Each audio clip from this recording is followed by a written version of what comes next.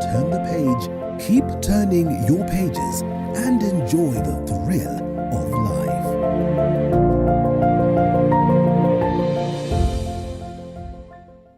Karibu sana. My name is Linda Alela. This is Morning Cafe, Thursday morning that is characterized with so much in the world of news, and we look at all this as we proceed. Asante sana for always keeping it TV 47, and we'd love to hear from you.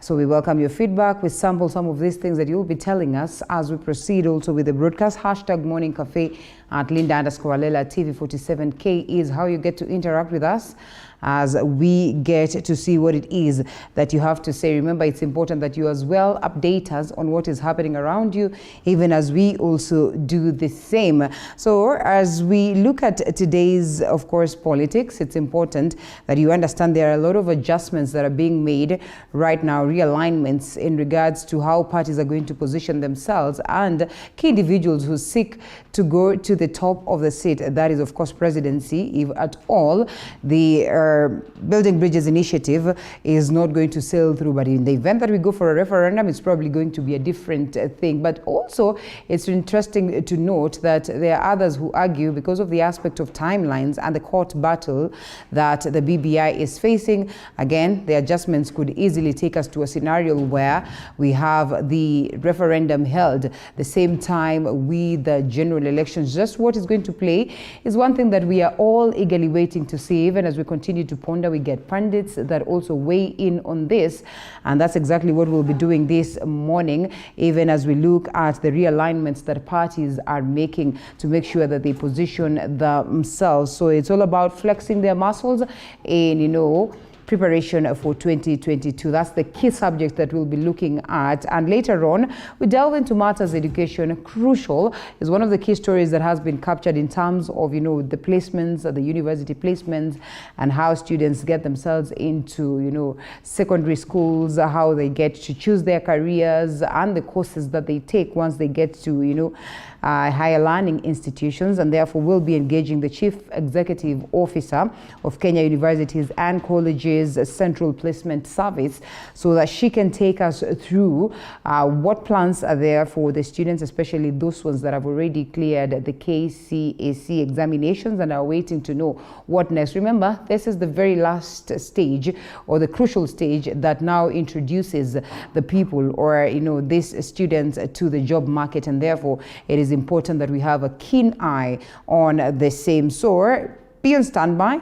The event that this would be a subject of interest to you, make sure that you keep it right here, because we'll be going all the way to 9 a.m. in the morning. Not forgetting the National Prayer Day that is going to be conducted at Senate. We have our reporters that have already gone down there, and so they'll be keeping us on the loop. It's crucial that as a nation we come together in prayer, addressing some of the key things that need to be addressed, as they would rightfully put it, in as much as we have all the wisdom, the knowledge, the best of policies, the best of constitution.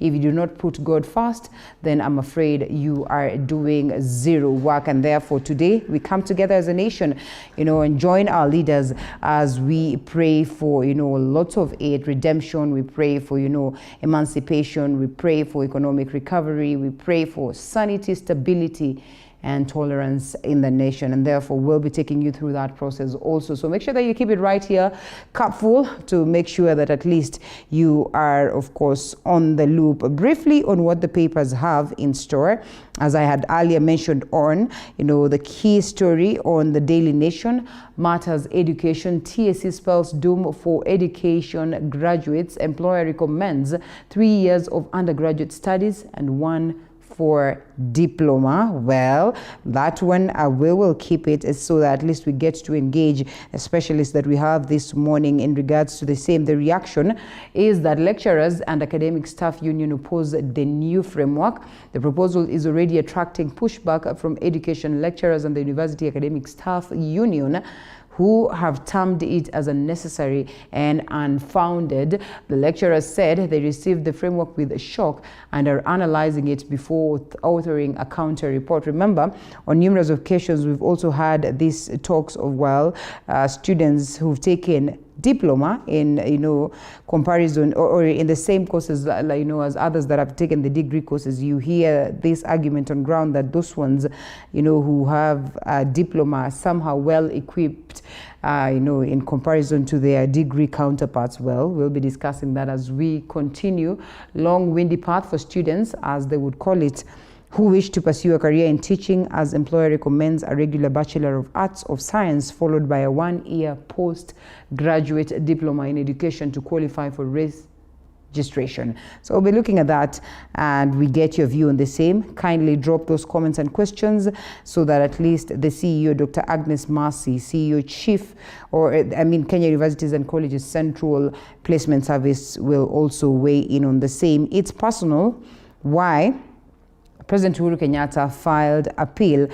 In a notice of appeal filed by Waweru, Gatonye and company advocates, the president has listed 9 findings he is aggrieved with, including the judges determining a matter against him without ensuring that personal service has been affected upon him. A story captured on page 4. We'll be looking at that in regards to the Building Bridges bill, and we get to see whether, well, this will sail through anyway, even as the Court of Appeal dictated that this is a case that should be treated with lots of urgency, looking at the timelines that we speak of. 3 variants here, all COVID-19 variants expect the Brazilian have been detected in the country. Well, the Brazilian will be considered the 4th one, and we cross fingers that it does not get to that point. A story captured on page 8, even as we still witness discrepancies in the Ministry of Health and fears of whether the individuals who got the first jab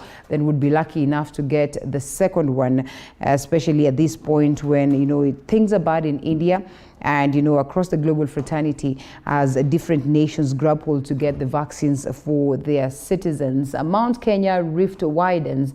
Muturi coronation drives a wedge between Uhuru's supporters in the region. A story captured on page 5, one that will fit in so well in our conversation, where we look at the realignments that parties are making to make sure that they position themselves for 2022, and whether, well, Muturi then in his coronation as the spokesperson of the Mount Kenya region is then one that is going to position himself for the political, kingmanship, as many would call it, because President Uhuru Kenyatta is right about to exit the stage based on the current constitution, and therefore it is important that as that community that holds the numerous or the largest number of people, that is in terms of population, then should be able to align themselves to make sure that they also have the next person who's going to be strong and speak on their behalf. The Standard newspaper rambled in Mount Kenya, the same story that I speak about, already looking beyond President Uhuru Kenyatta's final term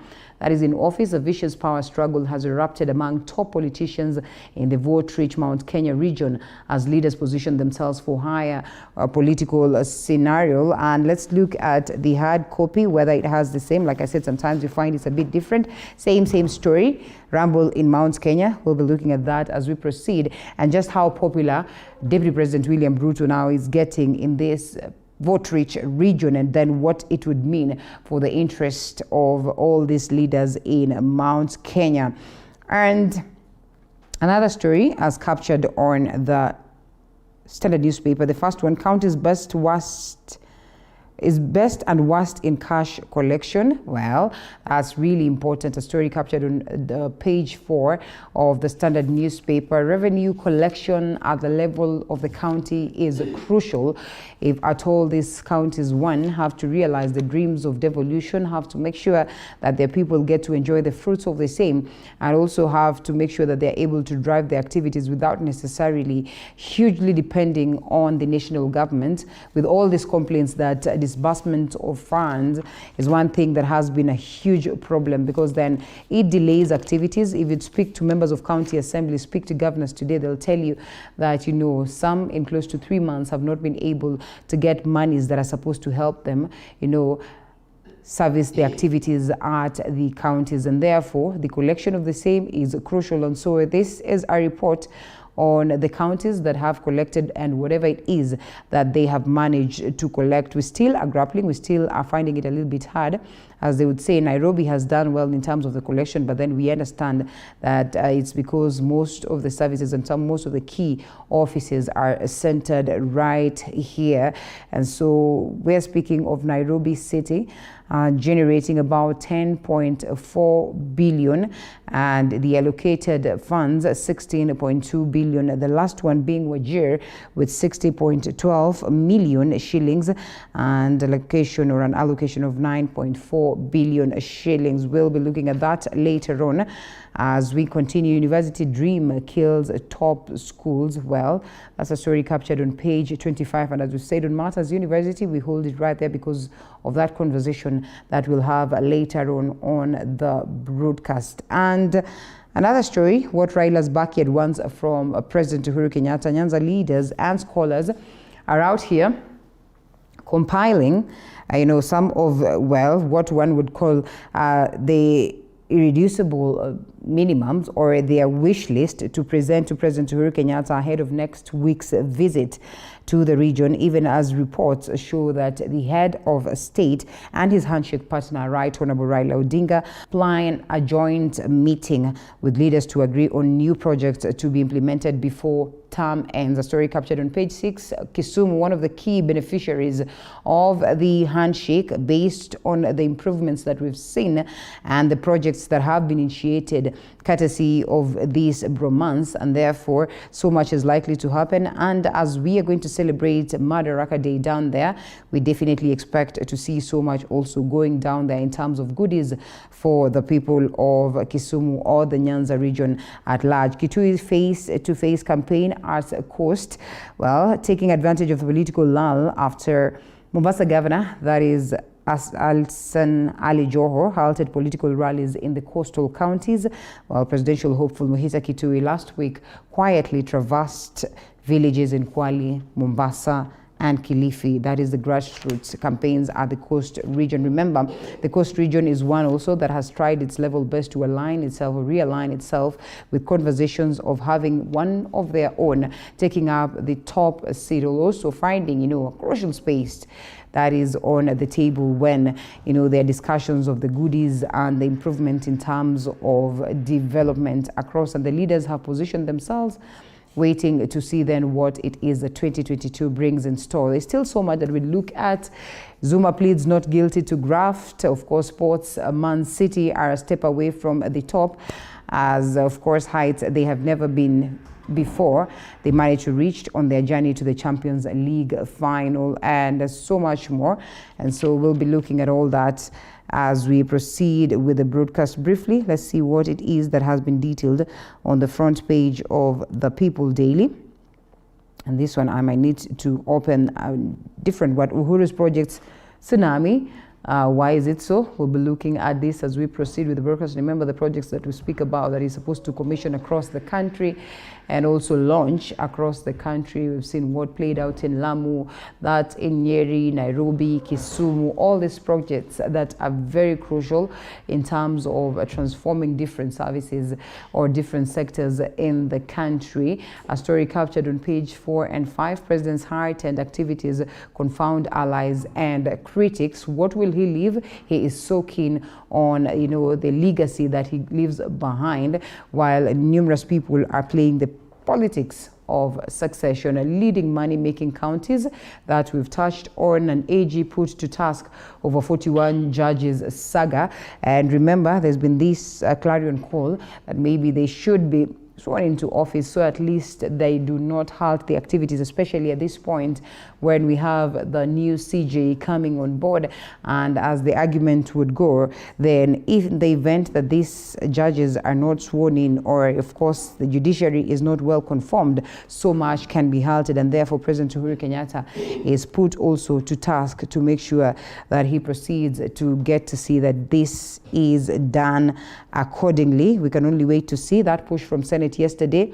We'll see whether indeed it will yield any fruits and how instrumental then it would be for the transformation of the judiciary and for it to be able to run its activities as stipulated in the Constitution. Now let's pick some of the stories that are prepared by my team. The prime suspect in the murder of former, that is National Lands Commission Communications Director Jennifer Wambua, is unfit to stand trial. The Machakos High Court was told Wednesday morning. Advocate Doreen Mwau told the court that her client Peter Mwangi, commonly known as Sankale, was found to be mentally unfit and is due for another mental assessment before he can take plea, as Mwangi Minor tells us.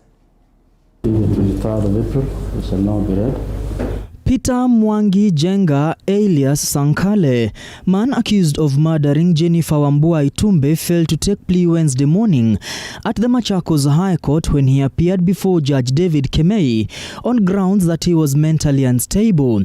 The advocate acting for him on pro bono basis mental assessment report that was ordered by the same court on May 17th. From the report, the doctor states that currently is not fit to plead and recommends medication, which she has listed in the report. And further recommendation, the accused to be reviewed in 3 weeks' time. Justice David Kemei ordered that the matter be mentioned on June 22nd at the Kajiado Law Courts pending a second mental assessment test in 3 weeks' time. The suspect will remain in police custody at the Muthaiga police station where he has been held. We direct that the matter be mentioned on 22nd of June 2021 before the District Registrar Kajiado for the purpose of allocating suitable dates before the presiding judge once the second medical assessment is filed. According to court papers, the charges state that between 12th and 13th March this year, at Vet Farm Mbulbul in Kajiado County Sub-County, within Kajiado County, jointly with others not before court, Sankale murdered Jennifer Itumbe Wambua.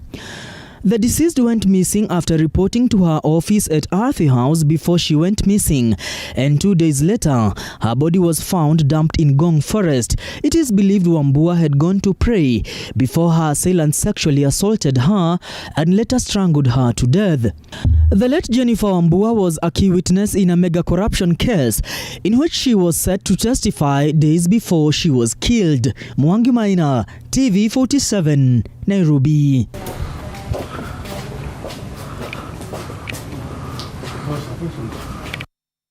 Now, Attorney General Paul Kihara Kariuki was put on spot by the Senate Justice and Legal Affairs Committee over the pending court case pertaining the appointment of the 41 judges to serve on the Court of Appeal. Senators queried Kihara Kariuki over the reasons for derailment of some court cases, while others are given a priority in the same courts. Kihara rather told senators his office is working hard to ensure that the matter is given a hearing date soonest possible, though senators seemed dissatisfied with the answers. In a date with Senators, Attorney General Paul Kihara Kariuki was hard pressed by over a pending court case which will determine the fate of 41 judges appointed by former CJ David Maraga to serve in the Court of Appeal. Senators Mutula Kilonzo Jr., among others, wondering how some court cases are fast-tracked while others are derailed despite being weighty and more beneficial to the country, calling upon fast-tracking of the matter, just like the BBI process. Whilst the other case concerning that was ruled on last week concerning the contentious constitutional amendment bill appears to be expedited, nobody hears the same about the one concerning the judges. I personally think, as both are the legal practitioner, a leader in this country, that this is a matter that an early date should have been sought so that this matter is cleared and as quickly as possible, so that at the very least, the country can move on. We are stuck.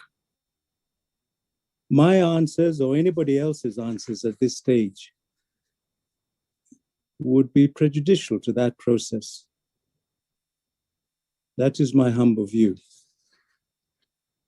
Whatever other mechanisms may be taking place behind the scenes, I think would not, with respect, be for this forum, because I would not be at liberty to say or disclose any discussions that may be intended or are already taking place. Father Solicitor General Ken Ogeto, who also appeared before the committee, saying the president has not obtained any stay order on the matter so far, faulting the High Court decision, which is limiting the president's ability to discharge his duty of protecting the values and principles of the Constitution. It is therefore our respective submission that the courts should be allowed an opportunity to consider the matter and to render their considered decision on how the matter should be progressed. We respectively submit, Chair.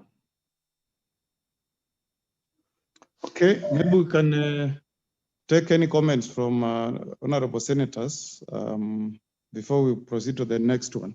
Now, senators have called upon the Office of Attorney General to intervene in the matter. President Kenyatta has been criticized for his inaction, which players in the judicial system feels has crippled services in the courts and violated the rights of the designated judges. Honorable Attorney General, everybody is stuck out of this issue.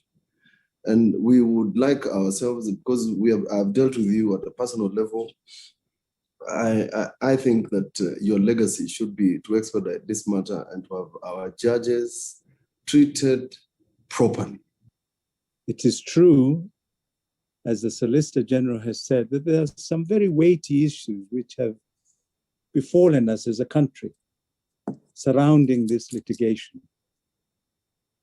And as the Honorable Senator Mutula Kilonzo says, it is imperative that they be determined and determined quickly. So rest assured that anything that we can possibly do is being done. In February 2020, a 3-judge bench of the High Court ruled that the president had no mandate to review, reconsider, or decline to appoint those recommended for promotion by the JSC.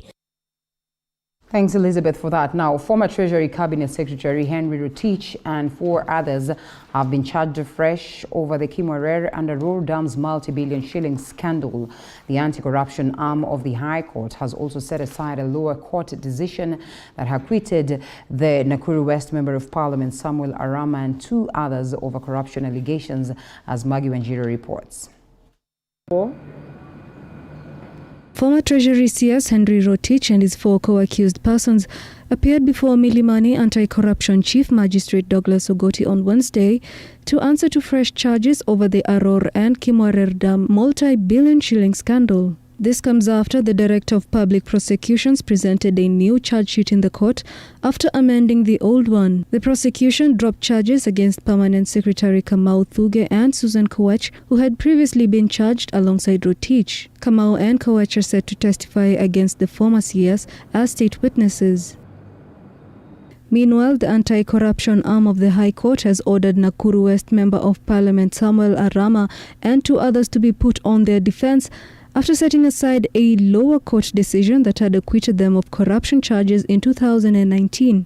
In June 2018, Ogoti was charged with several counts of abuse of office, fraudulent acquisition of land in Nakuru, and conspiracy to defraud a businessman. The case will be mentioned on the 15th of June before Chief Magistrate Douglas Ogoti. Margaret Wanjiru, TV 47.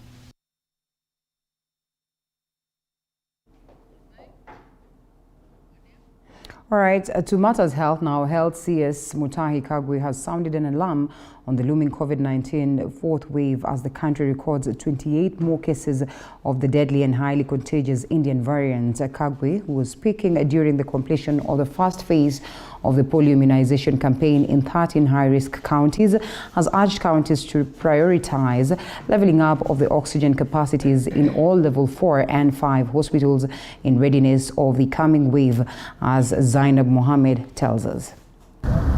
After experiencing a second and a third wave, Kenya is slowly inching towards a looming 4th wave. According to Health CS Mutahi Kagwe, 28 more cases of the deadly Indian variant has been recorded in the country as of 17th May.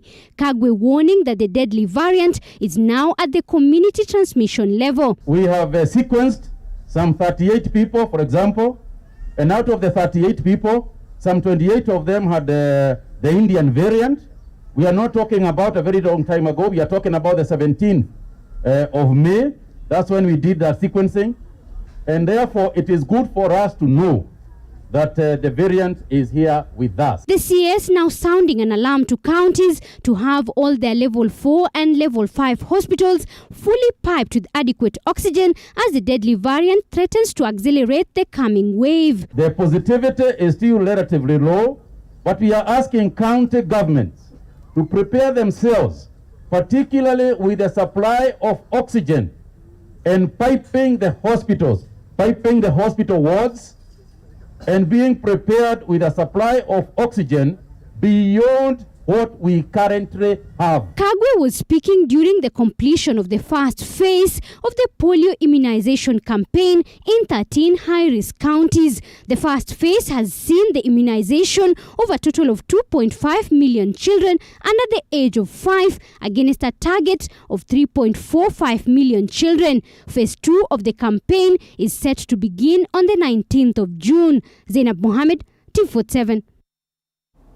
Now, the National Assembly Speaker Justin Muturi's controversial coronation as the Mount Kenya spokesperson has continued to cause a stir among leaders in the region, with the division now pitting county bosses from central Kenya, while governors from the east side of the mountain have continued to support the coronation. The wide west side is not only poking holes at the last Saturday event, but has also begun plotting for 2022 on its own. And as David Mudoka reports, the mountain is now at a risk of splitting into two owing to the deafening disharmony. Cracks within the Mount Kenya political landscape have continued to deepen, with last Saturday's coronation of National Assembly Speaker Justin Muturi as the region's spokesperson seemingly fueling tension in an already politically restive central region. 3 days since the controversial event, county bosses from the region have been drawn into the debate, with an uproar from a section of the governors and an equivalent support for the coronation by another, cementing the perceived split in the mountain. On Wednesday, the divisions were at play when a meeting in Nairobi, supposed to bring together county bosses from Mount Kenya, was snubbed by all three governors from Mount Kenya's east side. The three, namely Meru's Kiraitu Murungi, Embu's Martin Wambora, and Tharaka Nithi Muthomi Njuki, have lately differed with the rest of the region's top brass following their decision to endorse Speaker Muturi's coronation. The meeting would only be attended by their counterparts from the west, who not only distanced themselves from Speaker Muturi's coronation, but also insisted on a different route to rally troops ahead of next year's polls. Me in Murang'a, I discussed it, and I'm not retracting on what I said. No. So on what I said in Murang'a, I still stand by that because I'm a cultural person, but it was not a subject of discussion today. Hatukukutana kama viongozi wachache, tumeitana jana usiku na tukasema sasa tumenyamaza sana na tunaona watu wanakimbia huku na kule, inafaa tujipange. I know there could have been some issues here and there, but we are starting today.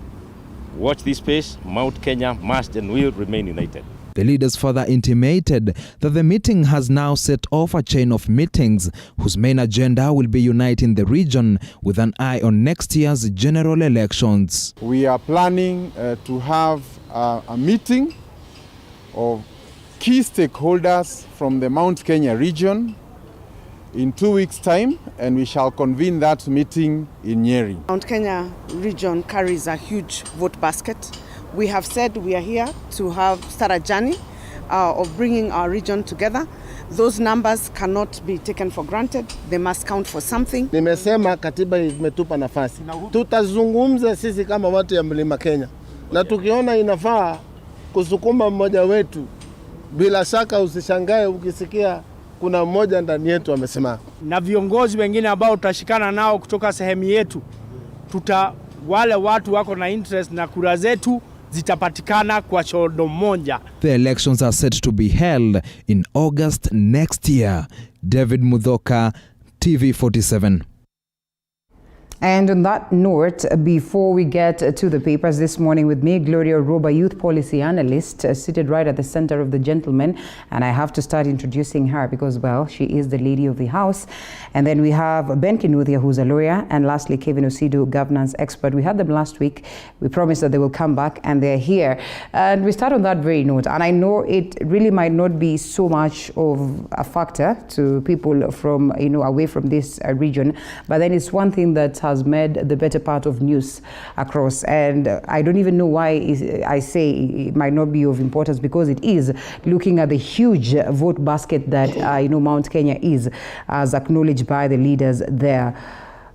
When they say Mount Kenya must and will remain united, Kevin Osidu, based on past experiences and observations, do you suppose, or do you have the confidence that indeed the mountain will remain united, looking at what we see today? Thank you so much, Linda. The mountain is going to roar again, and it's going to remain united. Oh yeah. One of the challenges that we have, and as is playing out in the political space, is because of the confusion around the who comes next after His Excellency the President, Uhuru Muigai Kenyatta.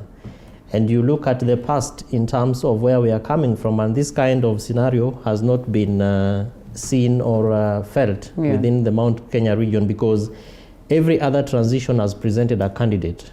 And if you look at from the founding president all the way to where we are at right now, it is only at this particular point in time that Mount Kenya has failed, and now they are trying to find out who is this person who can be the heir of the president. So if you look at from Mzee Kenyatta, we had very strong political party individuals in the names of Mheshimiwa Matiba, for example. We had people like Mzee Mwai Kibaki, who ultimately transitioned into being a president. And after that, then we had the grooming and mentoring of President Uhuru Kenyatta, who is today our president. And so if you look at the manner in which the mountain, the people from Mount Kenya also vote, they galvanize around who their own is. And unless and until that particular spokesperson rather informs them or ensures that the vote-rich Mount Kenya region therefore identify a candidate who is not among them or who is not one of them, and therefore vote for that particular candidate. But as it is right now, we are not the Mount Kenya region is not clear around who is the next heir after the president. And so the apparent engagements and conversations and dialogue, including the confusion that is going on, is aimed at trying to identify this particular person. And lastly is also to look at the manner in which the mountain is zoned. So you talk about, River Chania, and who is on the other side, northern or southern side of this particular river, and that also informs how they vote. You talk about the Merus, the Meres, you talk about Kirinyaga region, you talk about the Kikuyus, and that also means Kikuyus from Muranga and also Kikuyus from Kiambu, and all the different zones and corners of the Mount Kenya region. So what we are seeing happening, Linda, in my view, is basically aimed at, ensuring that they have an individual who can be able to speak for them, an individual who can be able to represent them, an individual who is also able to ensure that the legacy of the president, despite the challenges that legacy has in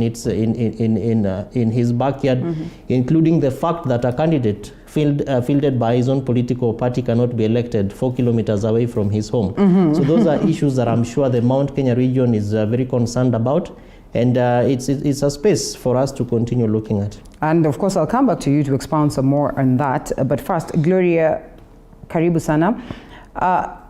We have seen how much, well, based on the numbers, the Mount Kenya region has disadvantaged the other regions in terms of, generally what plays out when we speak of regional balance, and, we speak of course, the goodies that are in the country, the people who end up being at the top of the helm.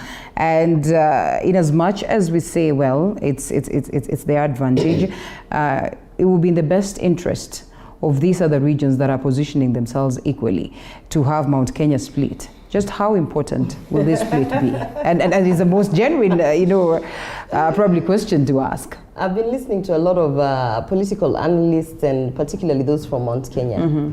And the one thing that you will find they are struggling to explain is why now? Why is Mount Kenya split now? You know, it's not about not finding a leader. In the previous years, there have been also the similar fights between who they are going to front. Even when Uhuru Kenyatta was being fronted the first time, they had some sort of conversations that were not necessarily, you know, that were divergent in terms of, are we going to support him? Do we have another leader that we think can take up and, you know, lead Mount Kenya? And I think this is literally the first time, or let's say the first election cycle where most regions are not focused on tribe. And what is happening is, even if you're in Luo Nyanza or the Rift Valley or, you know, now Mount Kenya or wherever, I think there's an awakening that it's not about tribal kingpin. There's an awakening that even amongst our tribes, we have choices. We should not necessarily be, someone should not stand and speak for us. So what I've been seeing a lot of commentators and political analysts struggling to explain is, why now? Why is there such, what you'd say, split or discomfort, or all these divergent views coming from Mount Kenya, or all this, what you would see is push and pull on who we should front or who is our kingpin? It's really because the conversation shifted from tribes to economic development. The political conversation in terms of why are we going to vote for anyone, whether a governor or a member of parliament or even the president, shifted. And the moment there was that sensitization, and particularly this narrative of the hustler nation, the moment that was introduced to Mount Kenya, and that narrative, you know, if you listen to those supporters of William Ruto or Tanga Tanga in the mountain, how they introduced their candidate in Mount Kenya was through the economic channels, was through highlighting the failures of their past regional kingpins, highlighting the successes of some of their past in terms of economic development. And now what they were offering is, you know, when we come in, these are the economic problems we are going to solve. This is how much money is going to be in your pocket. You know how much money you've lost since Uhuru Kenyatta has been in office? You understand? So, you know, when you approach that political sphere, particularly Mount Kenya, in terms of how much money they're going to have in their pocket, I think there was an awakening of, it doesn't really matter who we are going to front, whether that is going to be a regional kingpin, because we all know Mount Kenya is one of the regions that is, what we would say, they're hardworking, and they literally are the drivers of most economies, particularly in the agricultural sector. You know, even they've moved into fishery, manufacturing. So when you're talking to someone from that region, and you are, you know, informing them that these are the wins we are going to bring economically, the hustler nation is going to do ABC. Remember, they just held discussions, conversations about what economic development is going to come if William Ruto actually, you know, is to take over, and if you support him from the mountain, what is your region actually, you know, standing to benefit? And so at the end of the day, if you ask me, it's not about that they can't choose who their leader is tribally. It's simply that all the other options that have been presented to them as tribal kingpins have not really touched on what they are going to do in terms of economic development.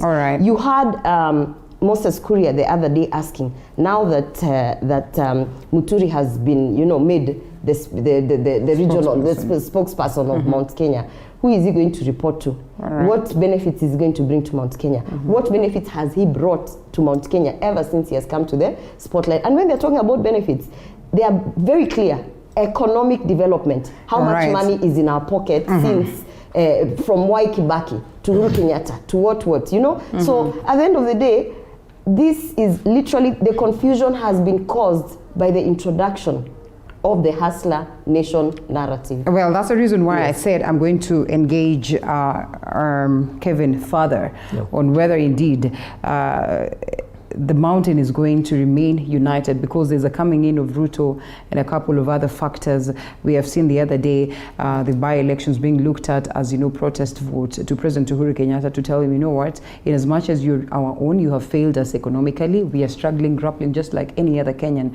away from this region is grappling. And so we shelve that for a moment and, join the man from Mount Kenya himself. So he can tell us what is happening. And do you agree with Gloria that we are getting to that phase of economic emancipation, desire for that, and therefore it's no longer a question of, what region you come from, what tribe you are from? Looking at how the governors have positioned themselves, looking at the reactions that have been there from Saturday, right after the coronation, and even before the coronation, and looking at the jitters that have been experienced after, somehow Moses Kuria, that Gloria refers to, stamped some level of authority on what we saw in the by-elections.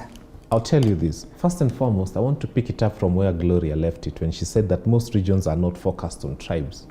She's wrong. Try telling the Rift Valley, the Kalenjin Rift Valley, not to vote for William Ruto. In fact, they have a problem with any other Kalenjin trying to challenge William Ruto in Kalenjin land. Because to them, William Ruto is their Kalenjin kingpin. And if anybody else tries to challenge William Ruto there, he will know that they are tribal and they have a kingpin, and their kingpin is William Ruto. So let nobody lie to you that the Kalenjin nation is so holy and they believe that there is nationhood, and so try getting a Kalenjin to challenge William Ruto's authority in Kalenjin Rift Valley. Because when they speak of Rift Valley, they tend to think that they control the most of Rift Valley. It's just a small section, the Kalenjin Rift Valley. And I can tell you that they are tribal to the extent that nobody should come and try to challenge the authority of William Ruto in Kalenjin land. Because if it was about economic empowerment, then the Kalenjin would have been voting someone who's like Mukisa Kitui, for example, who's been proven to be an economist, and he has done well, and he has shown the whole world, and the whole world has looked at him and said, yes, you can head UNCTAD. And he's actually been at the coast where the region is speaking of having their own, and so I'm thinking, how much will he get from that? So I was thinking, if truly we were talking about economic development in this country, we would not probably be fronting the people who have been associated with almost every other corruption scandal. Would not be voting in for the people who are believed to be giving handouts in every other church. We would be voting for people who have proven, both locally and globally, that they have the capacity to change this nation and put money in the pockets of every other Kenyan. So I'm not here campaigning for Mukisa Kitui. I don't hold brief for him. But what I'm here trying to say is that it is a false narrative. The people who have been associated with some of the biggest corruption scandals would come and therefore say that we are the people who are going to change this country. Having said that, let me tell you, sisi wa Kikuyu, we've never really voted at people think that we always vote as a bloc. Let me first take you to 1992. We had Emilio Mwai Kibaki going against Kenneth Matiba.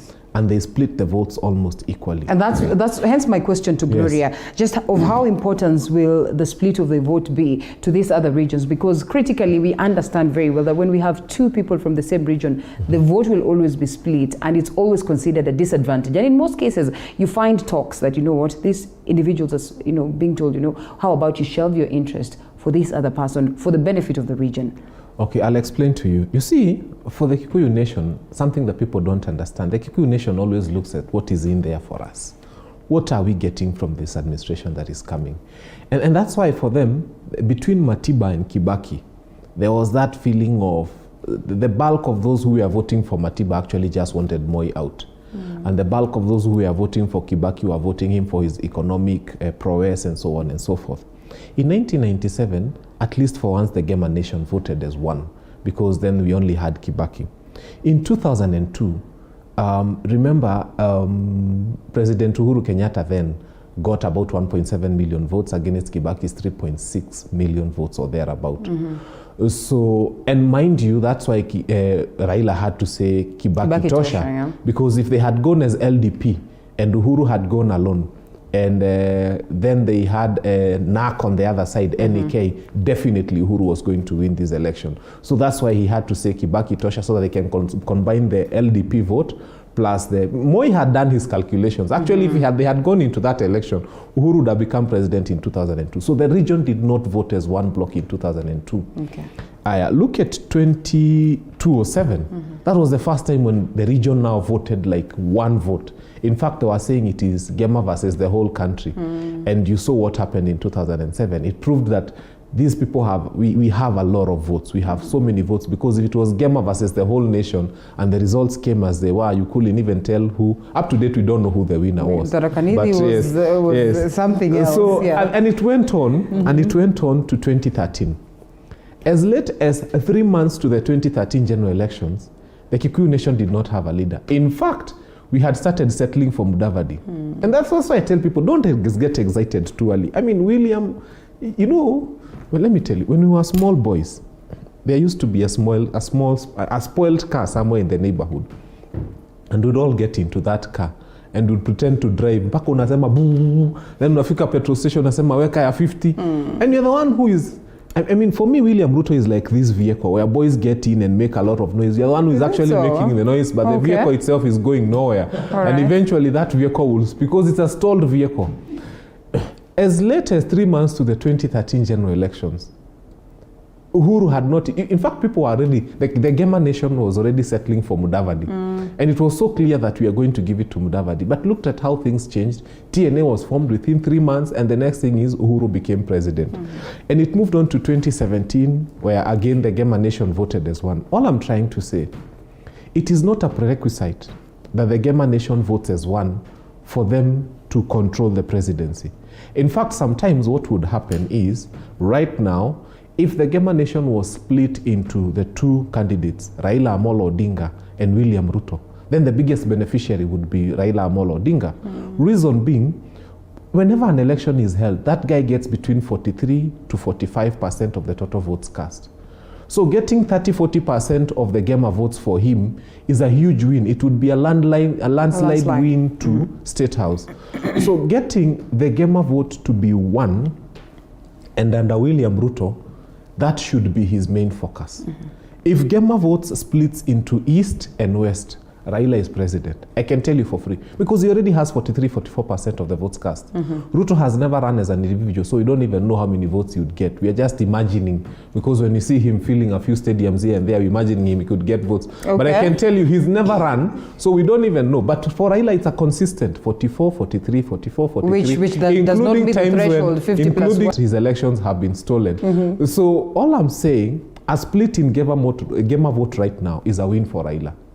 If Gema votes as one and votes towards Ruto, he will be president. But if Gema is split and part of that vote goes to Raila Amolo Odinga, he's president. Is the Gema vote really likely to go to Right Honorable Raila Odinga, looking at how they have looked at him as a distaste anyway? Linda. It's cool, sorry, it's cool. Let me just tell you this. When Raila said Kibaki Tosha in 2002, alikuwa anaingia central anasema Mutongoria jaba. You know, everywhere, he was such a celebrated man. People used to say, let him speak.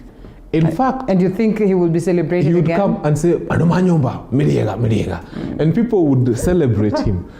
In Gema, who would have thought that after the sad instances of 2007, that a Kalenjin would get a vote from a Kikuyu man?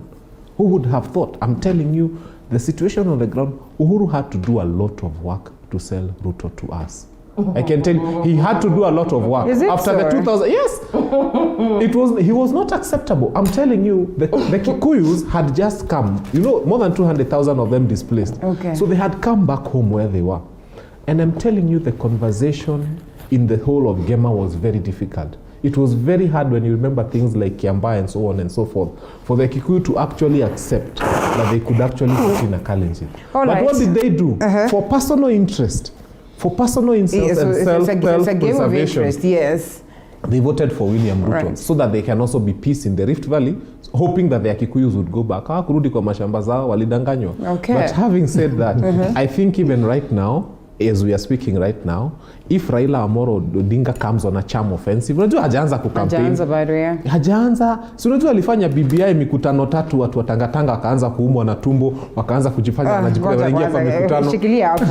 Shikilia hapo. Well, before we come to you, Gloria, Kevin Osido, the Mount Kenya votes, in relation to the Ruto factor, which if you'd ask, and I've had people from Mount Kenya, a couple of times here, and they have acknowledged that indeed the man has managed to traverse and, stamp authority somehow, in the Mount Kenya region. And therefore, it is almost, inevitable to even, like you can't run away from the fact that, somehow he's capable of splitting the vote.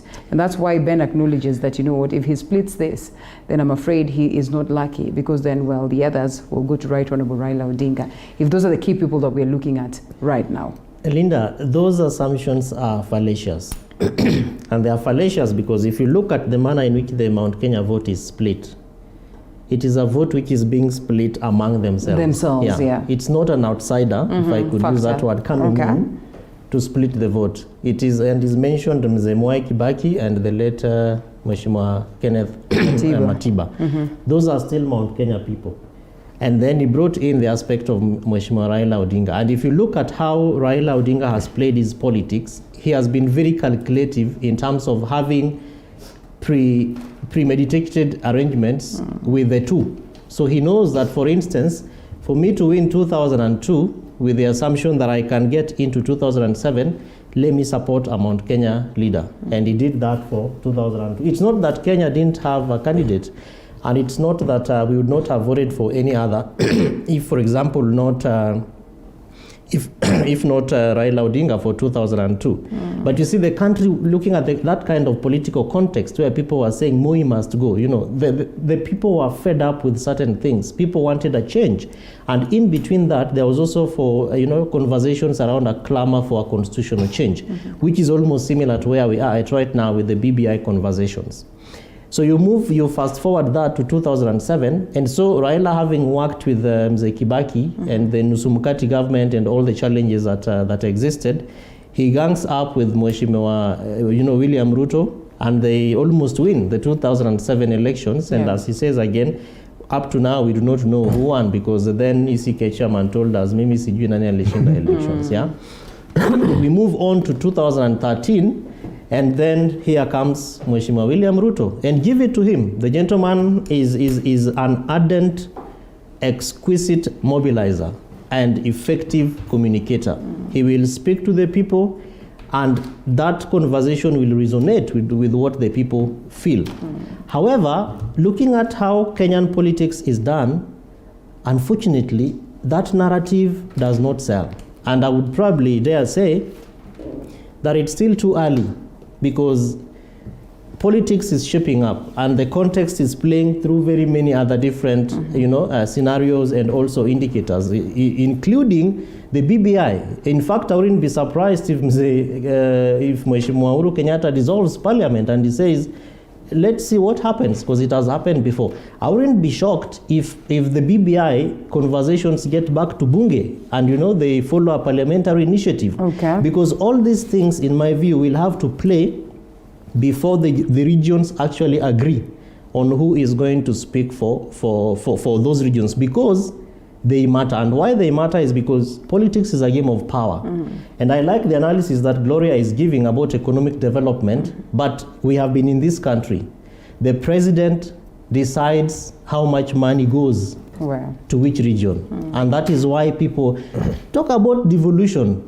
And I will tell you, because CRA also told us yesterday about how counties are performing insofar as on-source revenue is concerned. And if you look at monies that are going to counties from Treasury, the president for the last 7 years has a very strong hand in how much money goes to which part of this country. And that is why people are clamoring around power. You can be a very powerful president who promises people roads and fertilizer and security, and ultimately you get there and you have a rogue parliament who does not approve your bills. How will you deliver those things?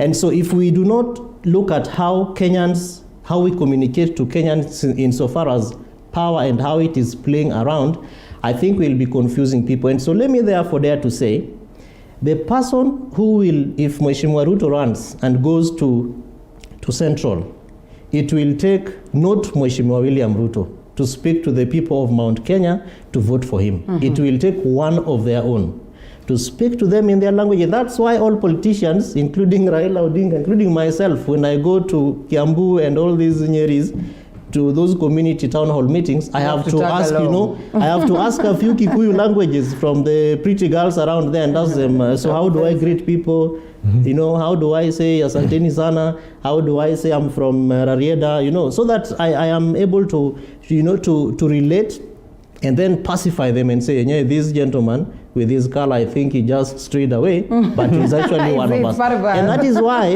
many times you see them reading, including Mheshimiwa Ruto, certain things, because you need to be, to be seen to be part and parcel of us. And this happens everywhere. You go to Coast, the Giriamas would want to at least say a word in our own language. Go to Kisii, the same thing will apply. So why this is happening, and Mheshimiwa William Ruto will have to be very clear around that, and hence even the confusion that we are seeing around the men and women who are also galvanizing around him. Because you see, you have in Nakuru, you have Kiamba, is it called the Kiamba MP, the one who voted yes for BBI? And you have the women rep, Then you go to Nyeri, you have yes, two people. That is Bahati. You're talking about Bahati. Exactly, Bahati. Yes. And so there is clamor for who is this going to be the person to introduce William Ruto to our people when that time comes. The brigade, and as so politics is still playing around. And I'd love for Gloria to tell us whether within the brigade, the Mount Kenya leaders, that is the brigade, the Tanga Tanga brigade, do you see one person who's capable? First, I want to correct two things. Yes. My co-panelist here talked about if you go to Rift Valley, that we are still tribal, and the only reason we are voting, we are still voting on tribal lines, and that's the reason nobody can actually go against William Ruto in Rift Valley. I think first of all that is a very wrong narrative. Just because he has come from that region doesn't mean that people are voting him in because he's Kalenjin. Remember, we have leaders from Rift Valley, Kalenjins, who have actually gone against William Ruto. Speak of Governor Mandago. That is an independent mind who speaks on his own, who has challenged one too many times William Ruto's decisions, and who is still respectable. And if we did not have a two-term limit, if he ran for governor again, he would actually get elected. So it's a false narrative that people are trying to say that in Rift Valley there's only William Ruto and he's the only one who can speak. People are voting for him in Rift Valley because they understand the economic benefits that he is going to bring. So it's not about tribe.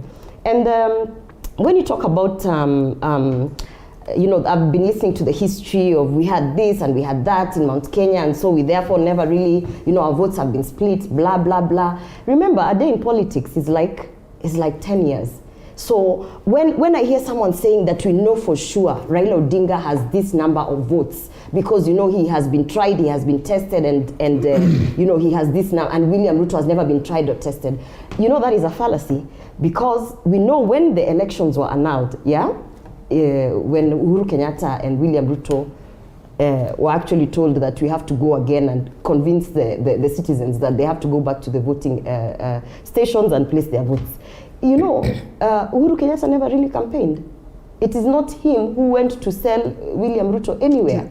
As a matter of fact, even before that, in order for Jubilee to be formed so that they could have a vehicle that people would feel safe in, that people would say, this Jubilee, it was William Ruto who went around talking to different political parties, convincing those politicians, 11 political parties, including his own political party, convincing them to fold those parties and come and support, the President Uhuru Kenyatta. Historically, kingmakers have not been very lucky to get to the top of the helm. Well, I wouldn't say that.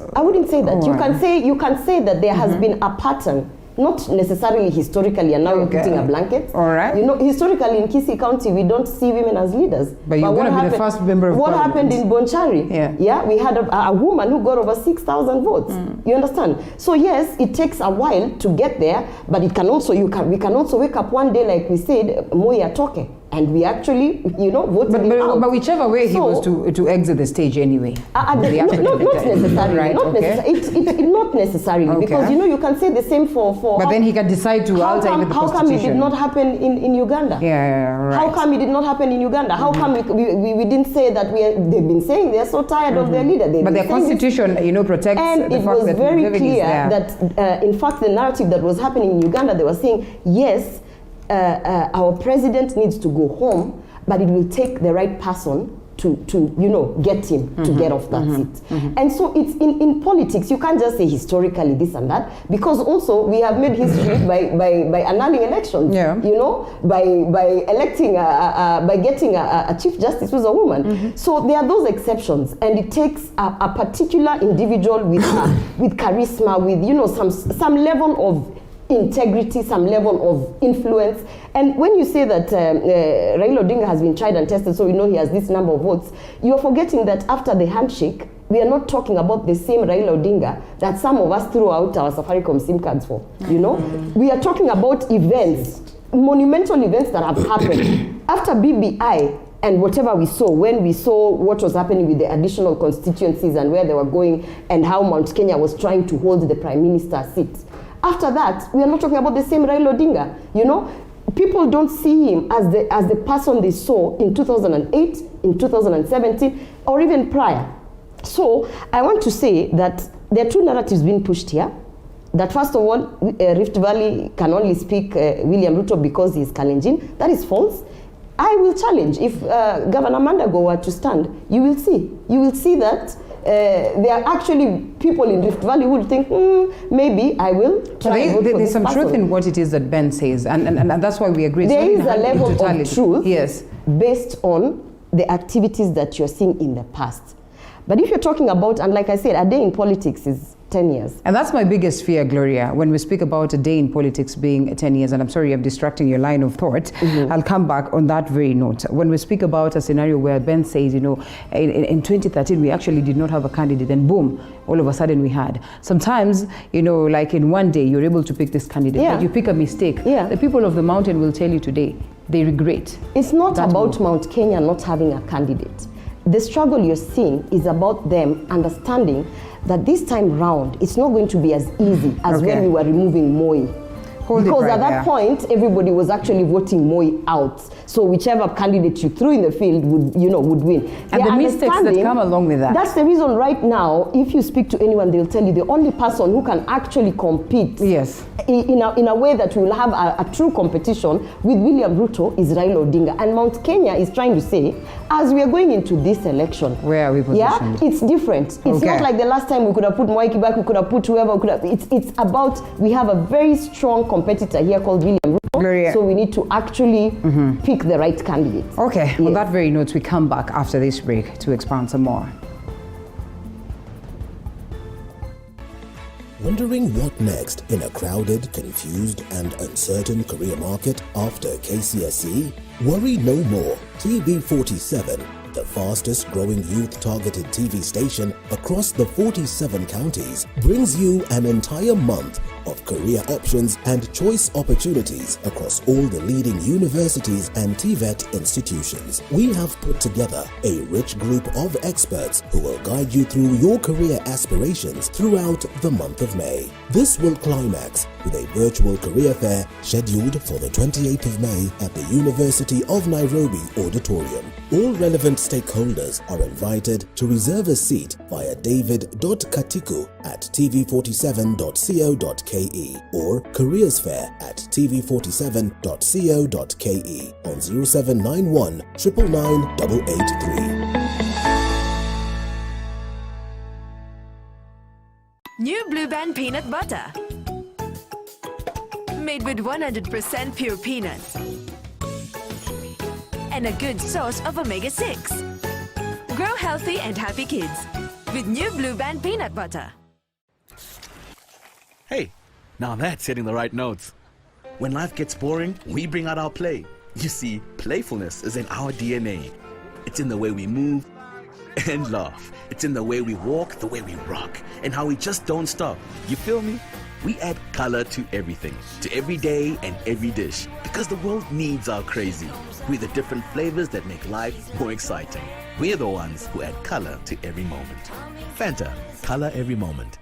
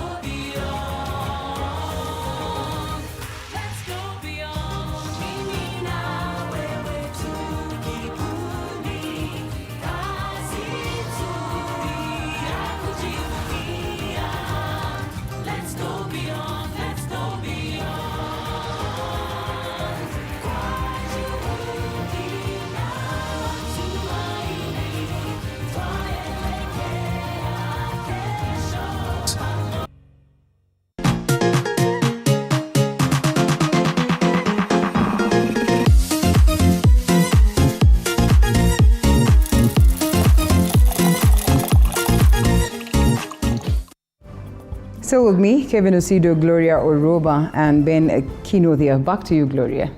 You know, you interrupted my narrative, but the break you tuned into my time for the break. The break just, let me summarize it. Okay.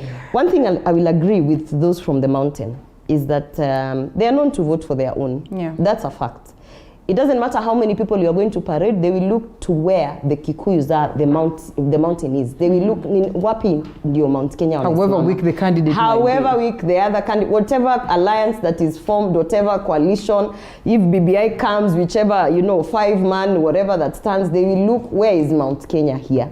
So, and I think that's what you're seeing. All these people are trying to just test their strength. We've had Kabogo speaking, Moses Kuria has been active. God knows who else is going to come up and be an activist for Mount Kenya to speak for the mountain. Please do not run away from this question as to who within the Tanga Brigade is able to speak on behalf of Ruto and sell the Tanga. The good thing about that brigade, the Tanga Brigade, everyone is an independent mind. It's a good thing and it's a bad thing. It's a good thing because it's not about regions. It's about who seems to be speaking the loudest and speaking the most intellectual. Gloria, it is about regions somehow, because if you looked at how body language, let's start from there. Right after that win in Georgia, the likes of the people that I hosted right after that, that is Rigathi Gachagua and the others, I can tell you it is about. Yes.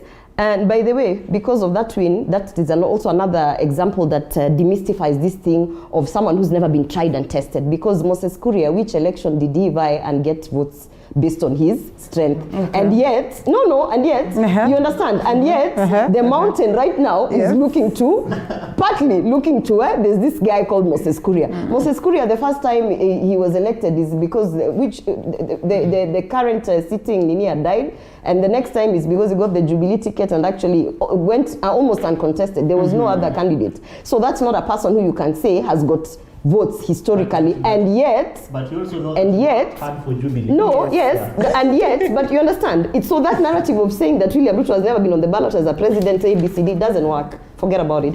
What I'll say, Mount Kenya is fixing, they're doing in-house cleaning. They are deciding who is going to be the strongest, the loudest, and out there. And what's going to happen afterwards is that William Ruto is probably going to pick one of the strong Mount Kenya spokesperson. Okay. If you ask me, mkipigana kwa nyumba yako, mimi ni mgeni, I'll probably ask to stand outside. I wait for you people to finish. When you're done, I enter. I read the mood of the house. If the wife is the one who's going to speak to me authoritatively, then I look to the wife. If it is the husband who's going to speak to me, I look. So that is what is happening. All the leaders, including Raila Odinga, is waiting for Mount Kenya to do in-house cleaning. So once they're done with Kabogo, with Moses Kuria, with who, all these people who want to be spokesmen, and the chips fall and they settle, William Ruto is going to wake up and pick whoever it is that is going to go. Now, you ask me who is Tanga spokesperson from Mount Kenya. What I'll tell you is that there are many. There are many. What you see Moses Kuria doing with his political party, with his activism, if you want to call it, with his outspokenness against the president, with all the things that he's doing, he's actually trying to say, hey, look at me. In the event that we don't pass BBI and you just need a deputy president from Mount Kenya, I am a possible candidate. And you're going to start seeing Kabogo doing the same thing. You're going to start seeing Anne Waiguru doing the same thing, because it's about Mount Kenya has to give either the candidate or the deputy. And we go to the BBI, Mount Kenya will have to give either the candidate, the deputy, or the prime minister. And that's the reason, that whole thing about increasing the revenue allocation, the thing that now Mount Kenya started saying, oh, maybe Uhuru Kenyatta is trying to work for us, increasing it to 35%, and then going further to add additional constituencies. It's really to safeguard that it doesn't matter which president comes in. What you are assured of is 35% of the national kitty will come to you. Is secured for you. Yes. But briefly, as we come to a different subject. Now, you know why Jesus was a very good teacher is because he used to give parables. Let me tell you, if you want to cook githeri, you know githeri takes a lot of time. Na kwetu tunapenda githeri. Unatafuta kuni, ile kuni munono, 3, 4, 5. You set your fire on. It will take time. Hizi kuni haziishi. But if you, kama ni ile ya mahindi ngumu, if you put it in the morning by around 3:34, your githeri will be ready. Now, if you want to boil water for showering, you take those izile kuni kidogo kidogo unaweka hivi zinaisha maji shachemka unaenda kuoga. What William Samoei Ruto has done, amechukua zile kuni za kuchemsha maji ya kuoga akaenda kupika nazo githeri. I mean, look at Ndindi Nyoro. Let me tell you something. There's nothing as bad as being a broke person in a family gathering with very good ideas. Because everything you say tends to bring confusion. Okay. Because those who have money, when they come in a family gathering and say, I think we should have 2 goats to slaughter, everybody's like, yes, yes, because they know you'll remove the money and buy the 2 goats. But now you come here, you're so broke, and then you say, I think if we had 3 goats here. So it brings confusion because they know that money will not come from anywhere. Tafadhali. Why is it confusion when it's on this side of Tangatanga and it wasn't confusion when they're on the side of Jubilee and it was... I'll tell you, the presidency is like cooking githeri. You need firewood. See, tumanini unafanya hivi kama hii ya kuyama. So now the problem is, William Ruto has taken those funny pieces of firewood that look like this biro, and he wants to use them to make githeri. What happens is that when they burn out, their flame burns out very quickly, and that's why kina Ndindi Nyoros are coming to their end. Look at somebody like Irungu Kang'ata. What does he have to offer beyond that? You jump here, you jump here, you jump here. Speak of Moses Kuria. Someone who's been picked as a leader, you know, within... Yes. You know, exactly. He did not even answer your question because the same people... the same people who is speaking of, when they were in Jubilee Kieleweke, supporting Uhuru Kenyatta, they were Mount Kenya legitimate. I was coming to Moses Kuria. When they cross over, they become Kuni ya maji ya kuoga. Before I was coming to Moses Kuria. Moses Kuria is this interesting fella who, let me tell you, Moses Kuria is a worker. And he's the kind of person, if you give a contract and pay him, he'll build for you a house. Moses Kuria was given money to win the Juja seat. He even spent some of it in the prison cells. So this is a guy who had money and he had a job to do. So he worked for the money. Trust you me, if that money is not available for Moses Kuria to run around and do a campaign, it will not happen. What Jubilee never did is put the money behind their candidate. We never saw Jubilee t-shirts, we never saw caps, we never saw... But Moses Kuria had a kitty. He had a budget from Karen. He was running a job. To him, it was a contract. And he wanted to deliver and prove that he can do the next job. Give Moses Kuria money. And I'm telling you, even right now, if the president called Moses Kuria and asked him, how much do you get from Karen? Can I give you double? So there's nothing there. When these Keleweke people cannot answer a question, they start talking about Karen. What question? Because the question was very... No, and we understand. We understand that. We understand.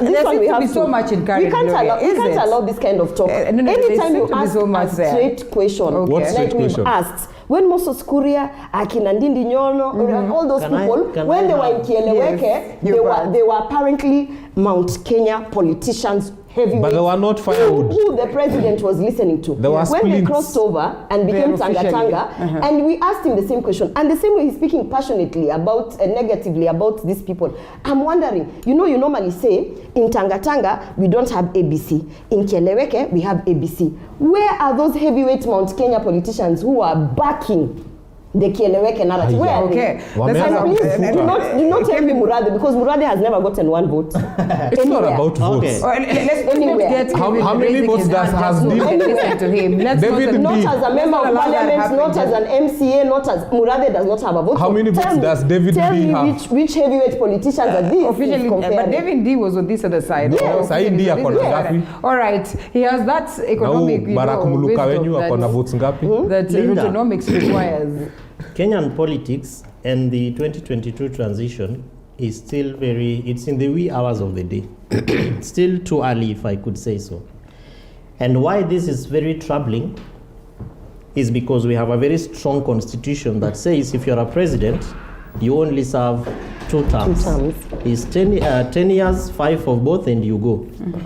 Which is not what we have had in the past. And that's why initially we're talking about, term limits and those kind of conversations. So people are concerned about who is it going to be after President Uhuru Kenyatta. And the people of Mount Kenya know that very well. And as we discussed during the break and as Gloria said, they don't vote for any other than their own. So the person who is going to be the spokesperson or the heir apparent to the president is that person who it is going to be, whether it's Kieleweke or Tanga.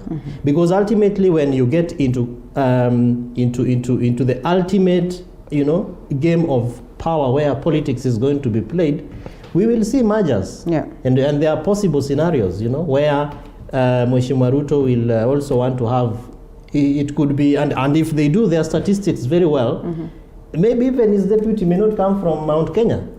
If the Mount Kenya region will have a candidate, because otherwise they will not give him the kind of numbers that we are thinking that will come from Mount Kenya. Number two, so that's why you see people, these young politicians, if I could use that word, wondering what's our future. We have just started. Ndindi Nyoro is probably serving his first term. Moses Kuria is probably serving his first term. And we're talking about people who've been there since, 1992, like Mheshimiwa Raila Odinga. You're talking about Ruto, who's been working with Moi ever since YK92. We are talking about people like Uhuru Kenyatta, who has been there for many years.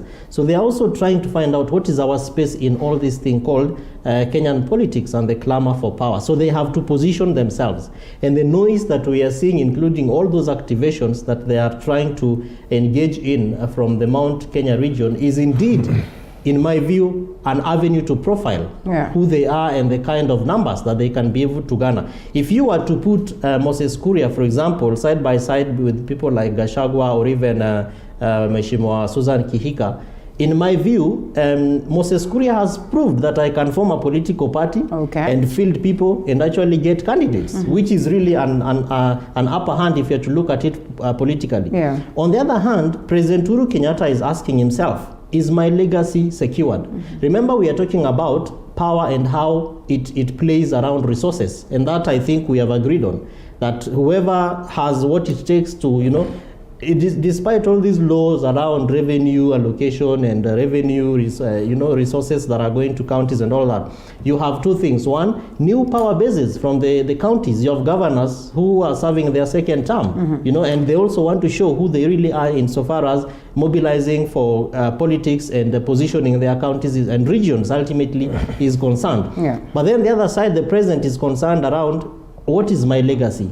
What is this safe pair of hands that can be able to carry this forward? Is it possible that this legacy and all this wealth that we have can actually be safe outside Mount Kenya? And that really is the issue that is affecting the economics of the people of Mount Kenya, which is why William Ruto and his brigade now have found a loophole to go there and say, by the way, you coffee farmers, you've not been performing like this in the past years.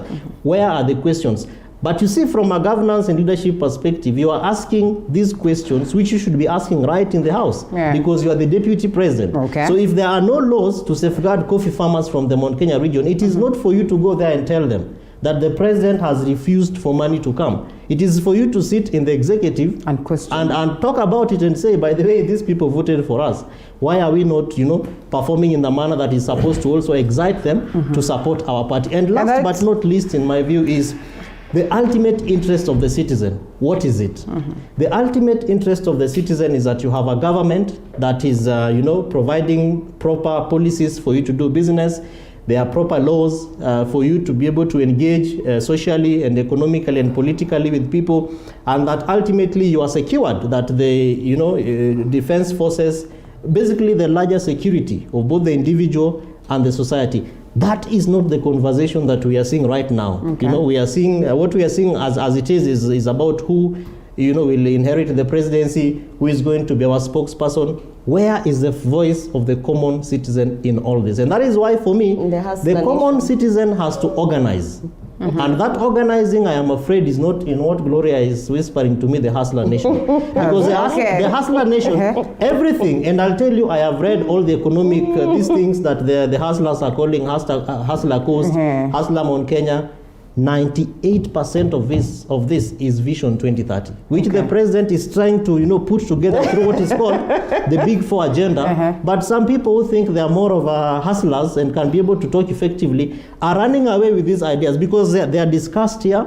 Policies and frameworks are put in place and then they are taken. and taken to the people, which is why the president, Linda, the president has done very well. No. But unfortunately, he has failed, and his team has failed him in communicating. He seems to be on a verge to redeem himself. It's too late. Linda, It's too late. I actually agree with Kevin on one thing. Briefly. The fact that some of the things that you're seeing being talked about in the Hustler Nation are actually, an extension of the Vision 2030, an extension of the Big Four agenda. You know why?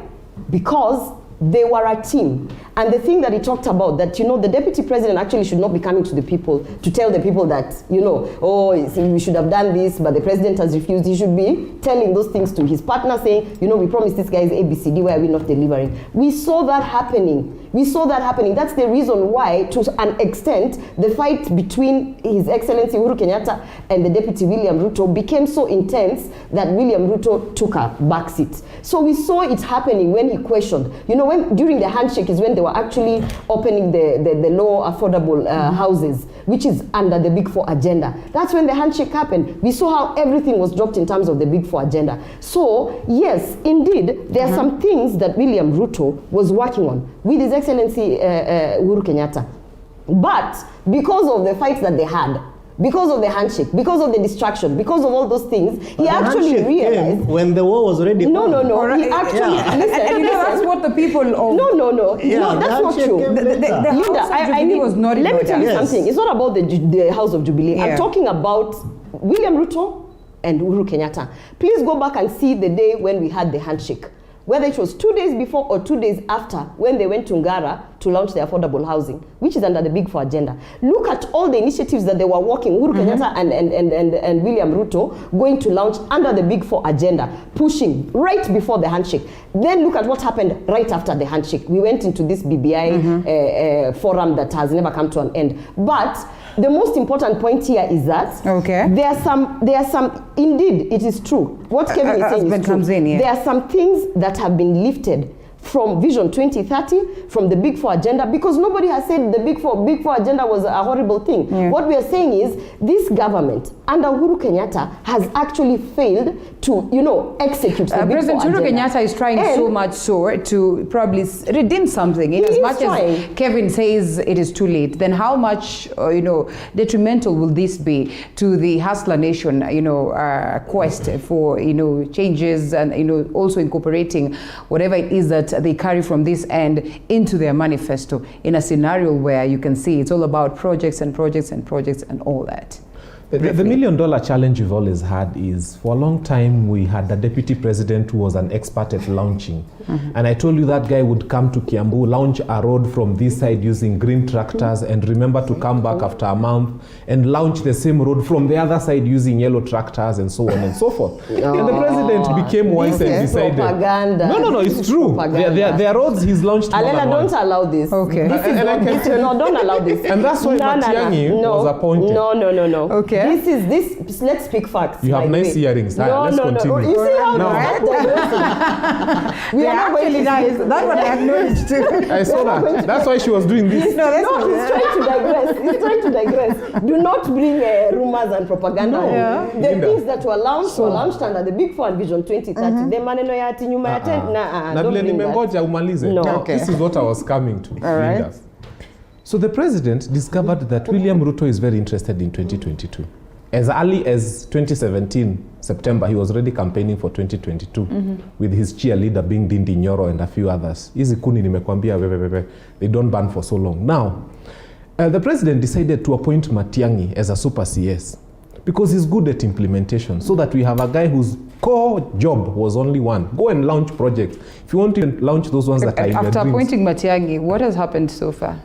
The good thing, you see, Matiang'i, one of the first things that Matiang'i did, which was a very good thing, he stopped the creation of new projects and said the government is going to concentrate on finishing what has already been started. And such as that's why you're seeing, look at what he's going to do in Kisumu. To launch. It's beautiful work because Matiang'i is able to oversee. So it's just specialization. Ruto should not feel bad. He should not feel bad. He's an expert at launching. So we give him all the resources he needs, GSU, vehicles to go and launch. If that is the case, why is the president actually looking to the military? And then, if Matiang'i was the person who was the answer, why is he now going to the military? What is happening in Nairobi? I'll explain to you. This is what happens. If you're Matiang'i, when you're told your work is to oversee, it doesn't mean that your work is to, because he cannot run KMC, run NMS, run everything. What he does is to get the right people, and then his work is to oversee. But for William Ruto, then there's trouble there because for William Ruto, going against today I say that you're doing a good job and I'm going to sit there. Then I come and sit there to do your job. You know, Gloria, will the company not start bringing assistants? No. This lady here is imagining. All right. She's imagining that Matiang'i can sit in every other place. He's not possible. But the president knew that. The president was privy to that information by the time he was making his executive order. He knew that. The reason he put Matiang'i there is so that Matiang'i can also try and help him to put the right people in the right places, because you can't be everywhere. But for William Ruto, we want to give him the best of the best. His work is to launch. You can even launch projects on the moon. When the two can launch, because that makes the reason Matiang'i and then we guys do the work. Yes, let me help you. The reason Matiang'i was put as a super and then the president opens this is truly one thing, and I actually train on this. When you have a leader who has imposter syndrome, you know, imposter syndrome means that I am not sure I was elected legitimately. I'm not sure that actually they believe in my things. What happens is when he delegates duties to people who are capable, who are actually capable of executing, and they come out as if they are shining too much more than him, then they start becoming, you know, hey, huyu sasa watu wanamuongea sana, wacha nilete ule mtu hawataongea. That's how they brought Matiang'i. All right, we're going for a break. We're going for a break. 30 seconds. The problem that the president has, which I believe that his people who are listening to us can let him know, two things. One, actually three. So he has a very ambitious deputy president, which we have not seen in the past. We've not seen a president who has a deputy who is very, you know, has a very strong ambition. Exactly. I mean ambition. Hands-on, no. Yeah, I mean hands-on. Launchpad. They're struggling. I'm just assisting them. No, I'm not struggling. I am watching my words. I am watching my words, and I mean ambition. Right. So we have a very ambitious deputy president. That's one. Number two, the president is not a very proper communicator. Proactive. He's not no. proactive. I'm talking about communication. We're going for a break, yes. He is not a proper communicator. So he has brought in this thing called PDU, Presidential Delivery Unit, that is supposed to help him even communicate his projects and programs to the people. But unfortunately, it's not, you know, sounding. That's why you see this kind of latecomer, syndrome that is now trying to imagine. Because Tanga is saying, this is what we are going to do. This is what this government has failed to do. But yet the president knows, I have these things in my drawers. In fact, on my phone, I have Uhuru Kenyatta projects, 16 of them, that have been done all over the country, worth over 200 billion, 149.9 billion shillings across the country. To completion.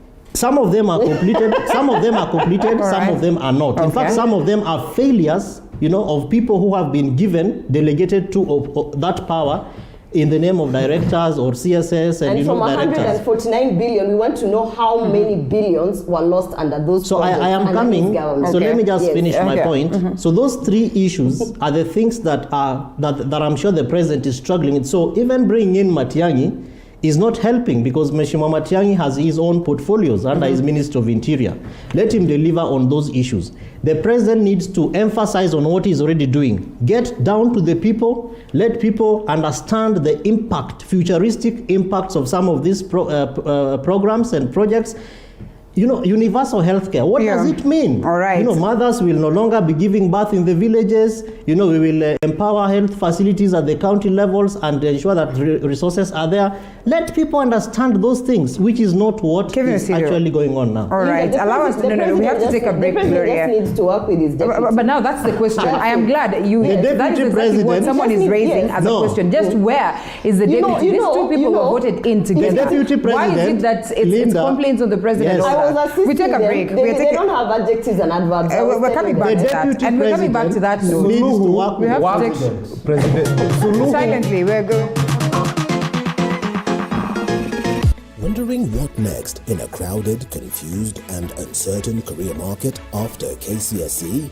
Worry no more. TV47, the fastest growing youth-targeted TV station across the 47 counties, brings you an entire month of career options and choice opportunities across all the leading universities and TVET institutions. We have put together a rich group of experts who will guide you through your career aspirations throughout the month of May. This will climax with a virtual career fair scheduled for the 28th of May at the University of Nairobi Auditorium. All relevant stakeholders are invited to reserve a seat via david.katiku@tv47.co.ke or careersfair@tv47.co.ke on 0791 999 883. New Blue Band peanut butter. Made with 100% pure peanuts. And a good source of omega-6. Grow healthy and happy kids with new Blue Band peanut butter. Hey, now that's hitting the right notes. When life gets boring, we bring out our play. You see, playfulness is in our DNA. It's in the way we move and laugh. It's in the way we walk, the way we rock, and how we just don't stop. You feel me? We add color to everything, to every day and every dish, because the world needs our crazy. We're the different flavors that make life more exciting. We're the ones who add color to every moment. Fanta. Home of Untold Stories.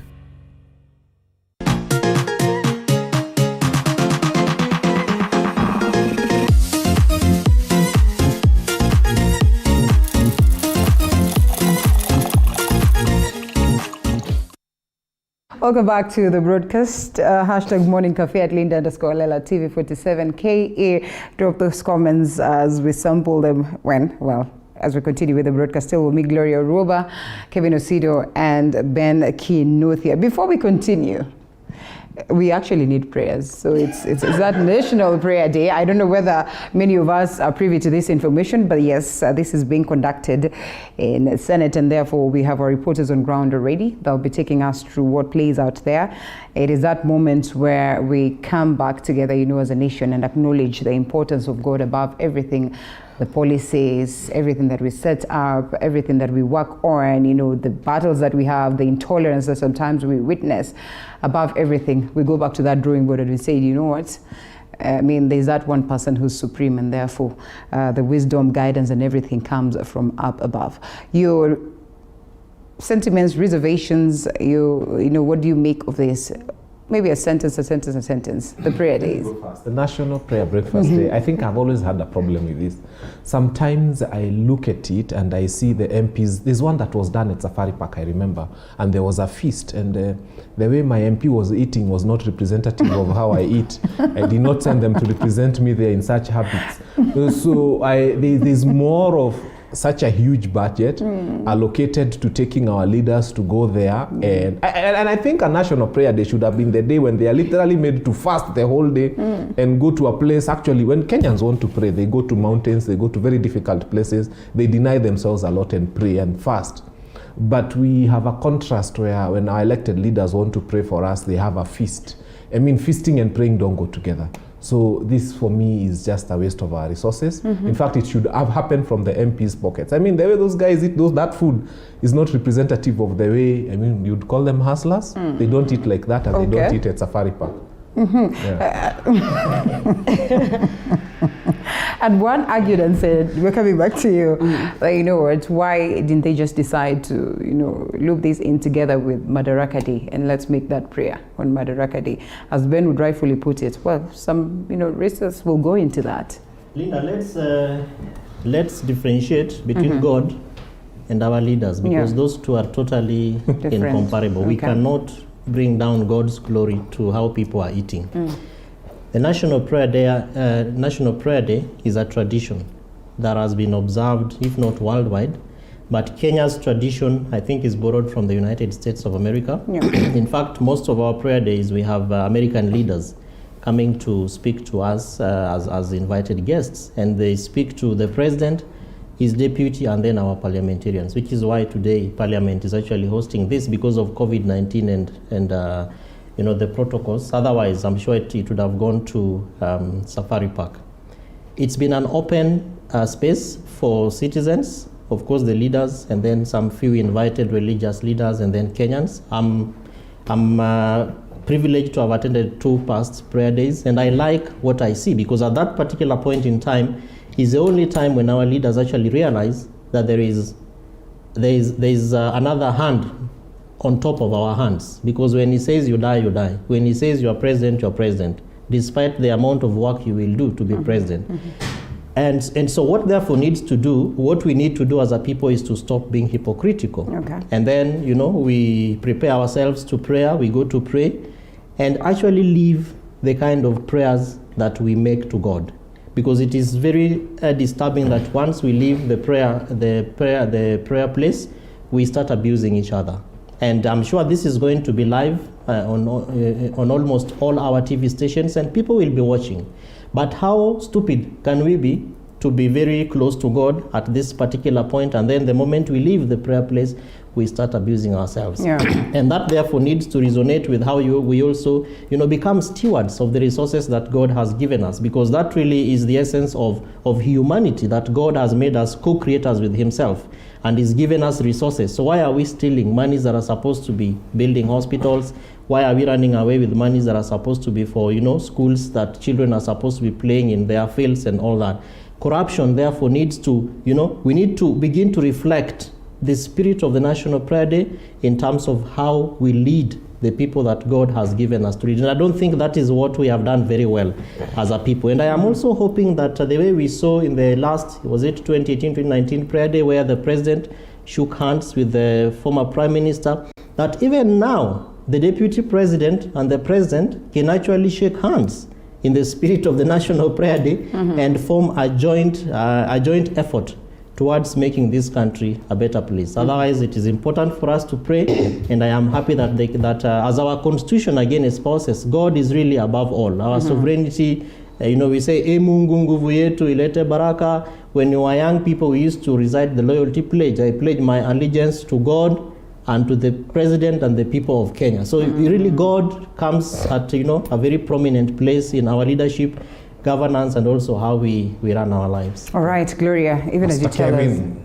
Yes, Pastor Kevin. But well, I somehow buy into his argument, and I don't want to buy into yours. In as much as it has some level of sense in there. Yes, Gloria. Linda, I think one thing we must be very careful when anything is introduced to our society, good or bad. We have to question it, do some due diligence, research. How did this thing come about? You can't just be jumping on every train that comes.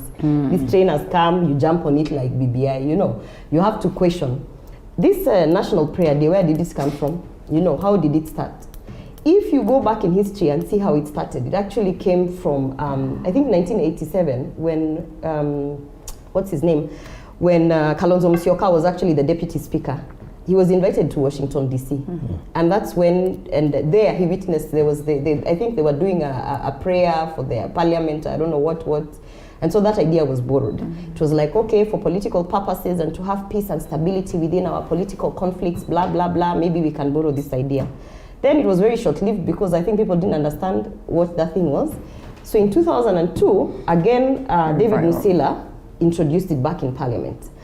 My only thing is when I did a lot of research on how it now became popular since 2002, actually 2008 there, I found that it was actually a boys' club. It started as a boys' club in the US of very powerful, influential, powerful men in the US who would sort of meet at a golf club or meet at some very high level, establishment and discuss business dealings amongst each other. And then, they would decide to say, it is good, the Spirit has felt us, blah, blah, blah. And sort of became a tradition that when we are meeting to discuss these business dealings that we are giving, the inner circle, the small elite, then they sort of now started coining it as a prayer day, as a prayer up. Actually, it was a breakfast, as a national, not a national, as a breakfast, like a business breakfast or something like that. But then they would pray.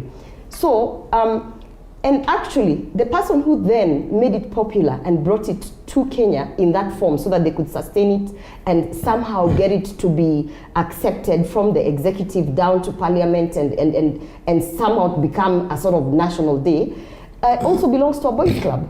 And he was one of the members of the Building Bridges Initiative, the 14-member task force. If you do some research, you will see that the instrumental person who actually brought the National Prayer Breakfast to Kenya and instituted it through the executive and the president is a person who sat in the 14 task force committee for BBI. Yeah. And it's not an issue. It's just that, for me, a woman, Kenyan citizen, who's trying to be progressive about gender rights, who's trying to push the agenda of actually having women on these tables where, you know, a few men go and sit in a golf club and exchange business dealings, either government or private.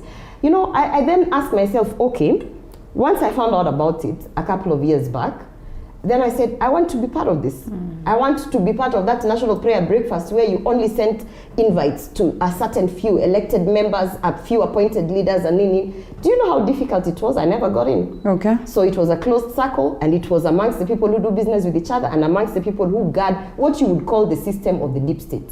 So now, when I see us embracing it without understanding where it came from, embracing it as a sort of national day and saying, oh, we are coming together to pray for this country, to pray for the things that we need to pray. Our churches are praying every weekend, you know, every Saturday, every Sunday, every Friday, we are praying for this country, for the nation, for everything. Nobody is sitting them down in high-level golf clubs or expensive restaurants to buy them things and tell them that, you know, because of your prayers, we have had peace.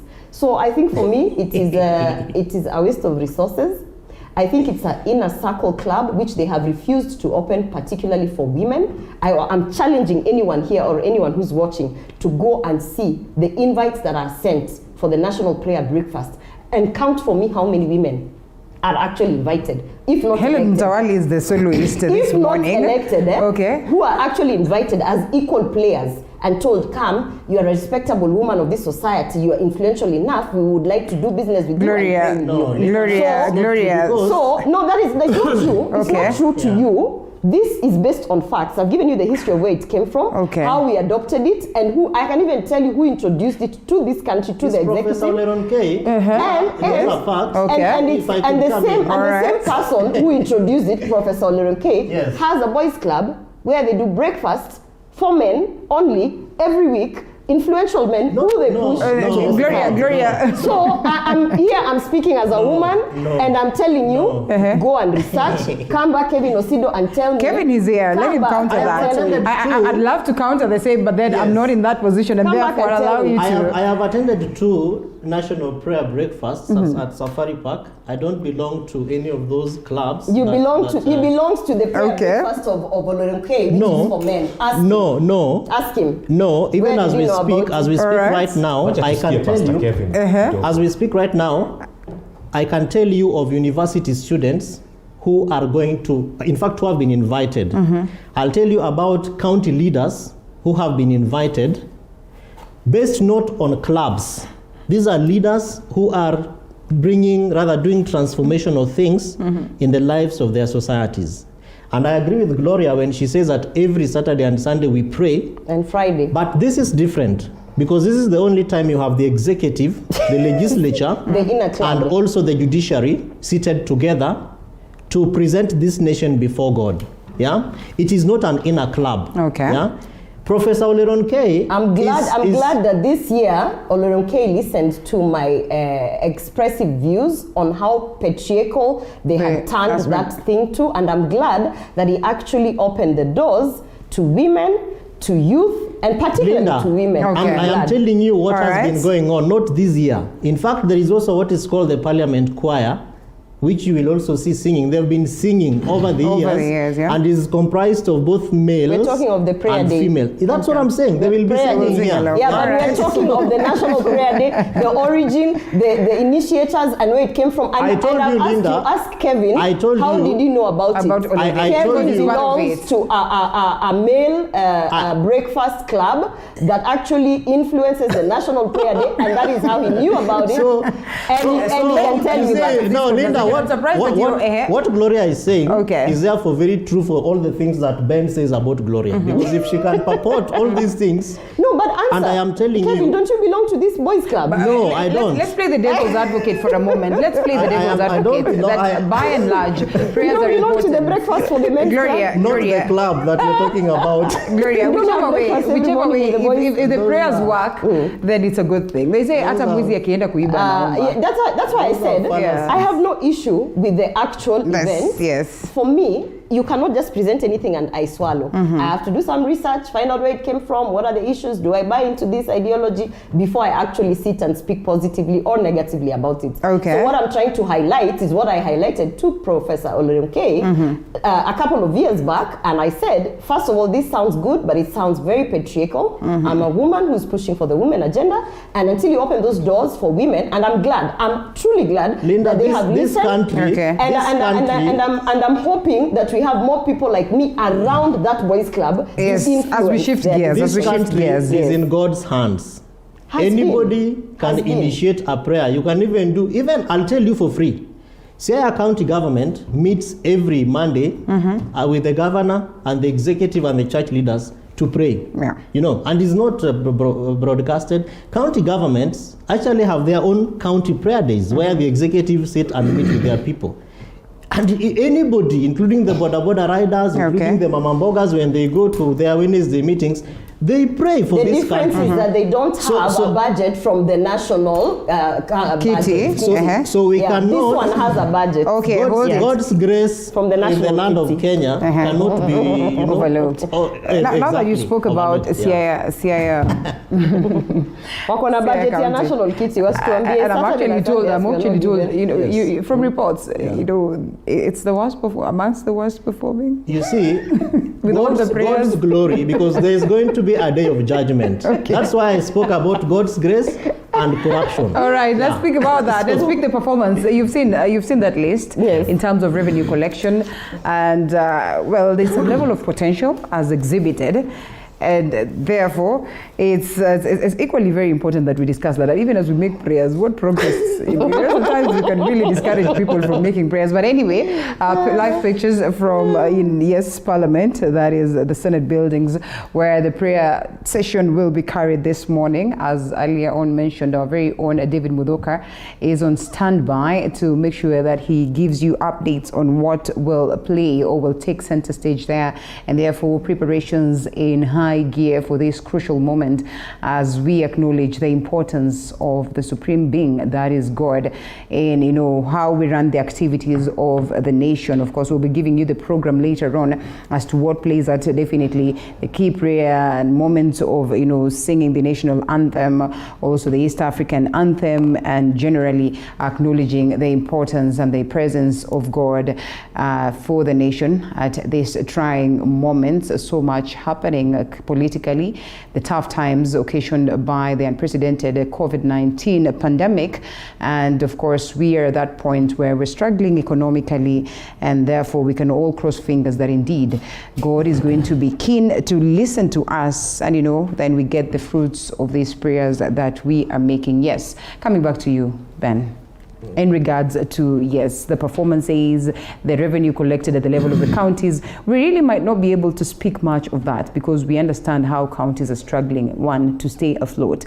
The fact that, you know, there's been so much allocation given to them, sometimes late disbursements would probably alter these activities. So even as we look at how much they have done in terms of collection of revenue, we would want to look at that as, you know, as something that is positive. You know, speaks volumes of how we can get much from devolution if we work towards making the best of it. But what would be your rating? What would be your view in regards to the latest reports? I think for me, the first thing that needs to happen in this country is to have a single system of tax collection in this, because sometimes you find yourself in one county, you are paying X amount, for example, to bury a person in a cemetery. In a different county, you are paying a different amount altogether. I once ran a mineral water company in this country, and it was very difficult because if you want to brand your car, you'd have to pay branding for all the counties that vehicle is going to go through, which is horrible if you ask me. And my thinking and feeling is that, one, that we should centralize collection of taxes. Let all the counties declare how much taxes they want. Let it be collected by KRA, because after all, it's known it came from which county. So that we don't have a situation where, how would Embu collect more taxes than Nairobi? When you think about it, the seat of government is here. We say about 58% of our GDP is here. How would Embu County collect more taxes than Nairobi? It tells you something is wrong. I remember when Mututho was head of this thing for alcohol, he once told us that in Umoja Inako alone, that area alone, when they did that whole Eastlands area, there were about 20,000 bars, and each of them was paying a license fee of 20,000 shillings a year. That's in excess of 400 million from pubs alone in a small area called Umoja Inako and Donholm, that locality. So if they were able to collect 400 million from the local small bars and wines and spirits, it tells you that if you scale it up to the whole of Nairobi, they probably collect more than 2 billion from alcohol alone, from establishments selling wines and spirits and pombe only. So when you think of how much money Nairobi collects, I am of the feeling that Nairobi collects more money than they receive from the exchequer. So if we are trying to collect, say, 3 trillion every year to run this country, the counties are collecting another 3 trillion. So before we even talk of how much money is supposed to go to the counties, can we change our laws so that the only person authorized to collect taxes on behalf of this country is KRA? So that the counties cheerfully submit to, like now I've always said, I'll give you a very simple example. I don't want to take so long on this. If you look at, for example, parking fees, what's wrong with us coming with a small sticker on every car, like the insurance sticker, which you pay once a year, 10,000. If you multiply by the number of cars in this country, I did my maths and I was like, could probably collect 1 trillion from that, just parking fees. Then they find how to distribute it. There's a lot of money being collected in this country, but it's being collected by every other person and they are putting in their pocket. But if that money was being collected from one central point, and it was being distributed from one central point, Kenya can very easily collect 10 trillion every year. And it is collecting 10. Because even after these wines and spirits have paid that money, there's a policeman who comes with a Land Cruiser and collects 50 shillings, 100 shillings from the wines. We see them every day. The amount of money that is going into the wrong hands, if it was all put in one basket, Kenya can collect 5, 6, 7, 8 trillion and distribute it equally, because there's a revenue sharing formula anyway, which we can amend here when and if there is need to. But I can tell you for sure, counties collect more money than they receive from the national government. All we need to do is to find a way to ensure that the money that they collect, we also know how much it is. Wache kusema they are struggling. Well, if this is not straight indefinitely, then we do not get anything out of devolution. Some counties actually don't collect, I don't agree with you on that. Some counties actually don't collect that much money. Not because they don't have, but because they are being run by mediocre leaders. You know, look at my county, for instance, Kisii County. We are generating apparently 330 million. But you're richer than that is according to and we are receiving 9.2 billion. Yeah. But if you look at the resources that Kisii County has and the potential that we have in terms of generating, taxes, income, we don't have leaders there who actually understand that when you have that much agriculture activity going on, whether large scale or small scale, you could actually push the cottage industry so that when you have avocados there, you don't wait for them to be flooded in the market and then sold at 5 shillings. You could actually create some products that could last long on the shelf life and, create a market for them. Same goes to vegetables, for instance. All the vegetables that, what we call the traditional vegetables, highest consumers, Africa. But for you to be able to turn that a product into a cash product so that it can leave Kisii and arrive some village in Ghana or Nigeria or wherever that they use the same vegetable, you have to push the cottage industry. But we don't have any initiatives that are being, other than the banana processing plant, which was half baked and placed there. We don't have any initiatives that are actually pushing that kind of industry. And then it's funny because we only talk about the things we can see. You see agriculture, you see maybe manufacturing, you see fishing, But why don't we look at our counties as, for instance, hubs? Like I was talking to our deputy governor, and he was informing me of how he tried to bring a medical facility that was very interested in India to come and set up and actually invest and put up a cancer facility in Kisii County. And it was, he tried to sell this idea to people so you understand that, if we have this facility, we'll have people from South Africa, we'll have people all over the continent actually coming to Kisii for treatment, and therefore you have pushed the medical tourism to another level. And then what does that mean? Then there's a domino effect around. If I have this facility here, then of course the hotel industry will flourish because they have to stay somewhere. You go into the industry of now food and whatever, there'll be a domino effect around having that particular thing there. A basic thing such as airports. Okay. Yeah? If I want to go to Kisii under 4 hours, if I want to go with 4 hours, I drive. 4.5 hours, I'll drive from Nairobi through Narok, I'll be in Kisii. If I want to go to Kisii in under 4 hours, I have to fly to Kisumu. I fly to Kisumu, and then I take 1 hour, 30 minutes to Kisii. Why? Because our governor who's been there never thought that, if you actually had an airport, people would be having meetings in the morning in Kisii, going back, and it will push some sort of revenue collection. Right. So I think above and beyond what we're talking about, the statistics that are out here, this devolution, the only drivers of this devolution who can actually ensure are not only the governors, because I'm running for member of parliament in Bobasi constituency. Bobasi as a constituency has got resources. 1 minute, yes. Has got resources. I should also be held accountable as a leader who has been elected to represent the people. When I'm going back to parliament, they should tell me, you mnaongea hapa mnataka mpelekewe barabara huko Bobasi. How much has that constituency brought into the kitty for the county? And then in extension to the kitty to the revenue to the national. Yeah. So I think that's how we should look at devolution, not just from one side. Yeah. As we close. So Linda, on 22nd of April, I wrote about this on-source revenue, and this was on the premise of the 35% proposal for the BBI for counties. And this is because counties and devolution is what I do almost on a daily basis. As we speak today, Kenya is actually giving more than 15%. So the constitution says at least 15. We're actually doing 28, 31%, which is not very far away from 35%. And why that is happening is because counties have actually realized that some of the challenges to devolution, for instance, low disbursement of resources to counties, stifles service delivery at the counties. So governors and county officials are trying to find out what exactly they can be able to do to boost their own source revenue streams. All our counties have almost 110 revenue streams. And when I say 110 revenue streams, it means that they have more than 110 sources and what they need to do to ensure that counties have money without necessarily focusing on the national treasury. Now, failure, which is what I want to focus on, has been on the following one, is on value addition. So you have counties, for example, there is a report which was done by the Transition Authority in 2013, 2014, when devolution was coming in, and it did an asset survey of all the 47 counties. We have counties, for example, in Embu that have lots of farming, coffee, and all that. You go to Kirinyaga, the same. You go to Kericho with all the tea. You go to Kisii with the soap industry, the cottage industries, things which the counties can actually be able to take advantage of. But you see young men and women just selling very nicely carved cups like this one by the roadside.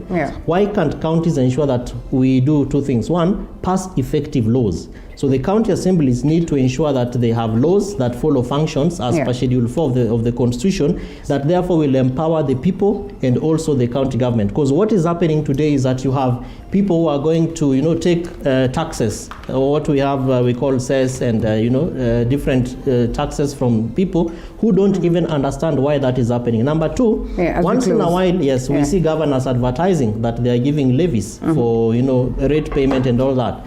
But what we have not had counties do is to have very proper databases of rate payers, so that you know which are the industries in your county and how much land do they have, and then how much are they supposed to levy to the county. And then lastly, let's enhance public participation. Let people know why they are paying taxes. Okay, well, I know he has great points, and I'd love for us to expound on this some more. It's another time, just getting to understand devolution and the collection of revenue at the levels of the county, holding a very important office that is the County Governance Watch, still on, and of course have had a chance to